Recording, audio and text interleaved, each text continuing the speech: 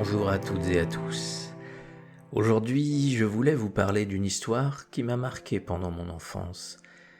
Il s'agit du martyre de l'apôtre Saint Jean. Je ne saurais vous dire pourquoi, mais cette histoire m'a toujours redonné espoir durant les épreuves.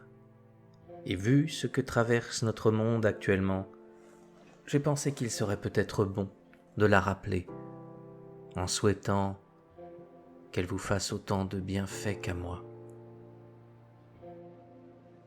Saint Jean était, dit-on, l'apôtre préféré de Jésus, et il lui fut fidèle, sans jamais faillir.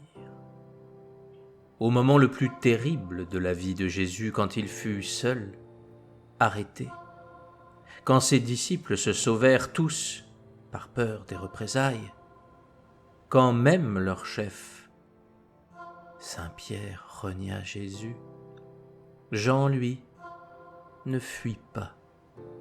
Il accompagna Jésus au pied de la croix, bravant tous les périls. Je ne vais pas ici vous raconter en détail l'intégralité de sa vie, mais m'attarder sur deux événements particuliers. Le premier eut lieu bien après le départ de Jésus. Jean était devenu un grand évangélisateur, et de nombreuses églises furent construites grâce à lui. Il se trouvait alors dans la ville d'Éphèse. Pour rappel, Éphèse était une grande cité, située sur le littoral ouest de l'Asie mineure, ce qui représente la Turquie actuelle. Jean, comme à son habitude, était en train de prêcher. Il enseignait avec une inlassable charité, répandant partout les lumières éclatantes et les ardentes flammes qui s'étaient épanchées en lui du cœur divin de Jésus. L'empereur romain de cette époque était appelé Domitien. Comme beaucoup de grands dirigeants, Domitien vivait dans la peur d'être renversé. Aussi détruisait-il toute forme d'opposition dans l'œuf. Il gouvernait l'empire par la peur et faisait assassiner ceux dont il pensait qu'ils représentaient un danger. Ce dernier avait décrété qu'il devait être considéré comme un dieu. Et il avait notamment fait construire un temple à sa gloire dans la ville d'Éphèse. Bien entendu, les discours de Jean n'allaient pas du tout dans le sens du pouvoir, et il ne reconnaissait en rien Domitien comme un dieu et n'hésitait pas à le faire savoir. Il fut alors interpellé par des membres de l'autorité qui voyaient d'un mauvais œil ses prêches et considéraient que ne pas honorer Domitien en tant que dieu était un affront au pouvoir. Il lui fut alors ordonné de cesser ses paroles et de faire immédiatement un sacrifice à l'empereur, considéré comme Dieu. Vous vous en doutez, ces intimidations eurent peu d'effet sur Jean. Il refusa tout net. Les conséquences ne se firent pas attendre, et il fut arrêté. Les prêches de Jean, afin de convertir au christianisme, furent considérés par les autorités comme une porte ouverte à la rébellion, et donc un affront au pouvoir de l'empereur. Celui-ci fut donc informé, et Jean fut amené à Rome. Domitien voulut en faire un exemple, afin de terroriser ceux qui s'opposaient à lui. Il fut donc rasé, car perdre ses cheveux et sa barbe était une forme d'humiliation. Mais ceci n'était rien en comparaison du jugement qui fut rendu. Il avait en effet été décidé de le condamner à être plongé dans un immense chaudron rempli d'huile bouillante. L'empereur voulait que les cris de cet apôtre de Jésus résonnent dans les rues de Rome et horrifient ceux qui voudraient l'imiter ou le suivre. Il fut convenu que le lieu de la sentence soit devant la porte de Rome appelée Porte Latine. Le moment fatidique arriva. On commença par fouetter Jean, avant de lui faire vivre le pire. Il fut amené devant le chaudron et fut jeté dans l'huile bouillante. Et là, devant les yeux ébahis de toute l'assemblée, Jean ne cria pas.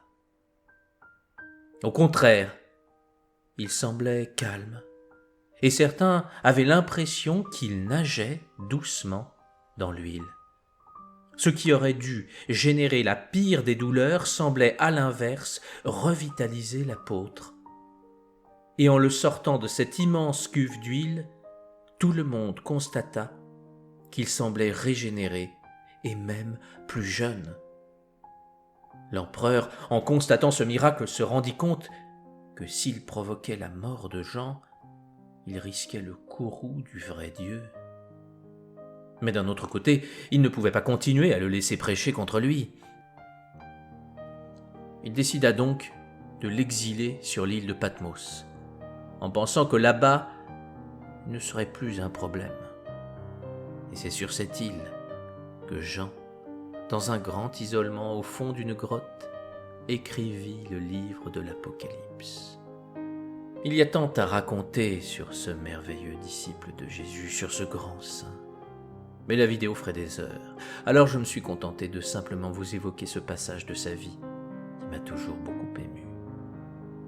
Il y a bien sûr une raison pour laquelle il n'est pas mort de ce martyre, contrairement aux autres apôtres, qui ont dû subir aussi des tourments suite à leur fidélité à Jésus.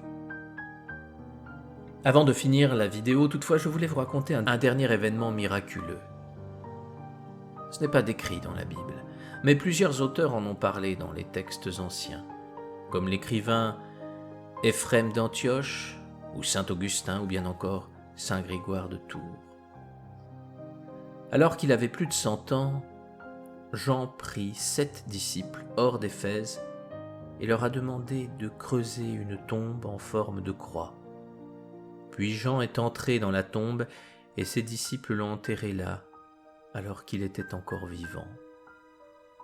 Plus tard, lorsque la tombe a été ouverte, le corps de Saint Jean n'était plus là. Et selon de nombreuses sources jusqu'au Moyen Âge, chaque année, le 8 mai, de la poussière remontait de sa tombe.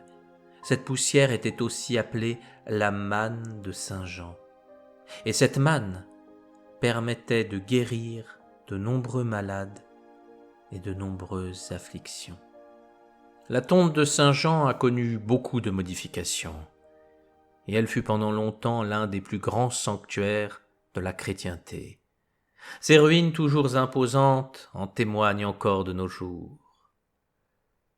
Comme je vous le disais en début de cette vidéo, l'histoire du martyre de Saint Jean m'a toujours profondément marqué. Quand j'étais enfant, la personne qui me racontait cette histoire me disait que Saint Jean n'avait jamais péché et que pour cette raison, il ne pouvait lui être fait aucun mal.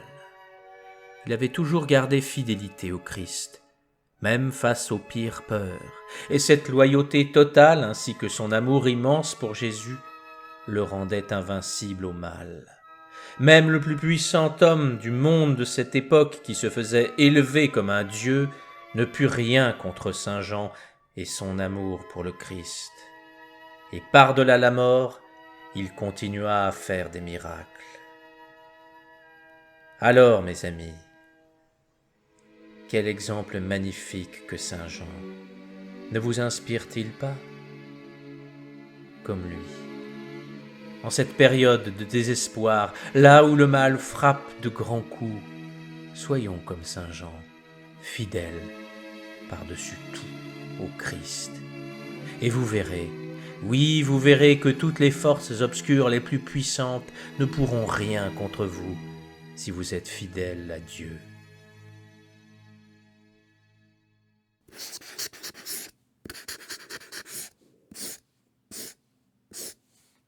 J'avais parlé il y a de cela quelque temps dans l'onglet communauté de la chaîne de faire un live qui se construirait sur le principe d'un groupe de prière.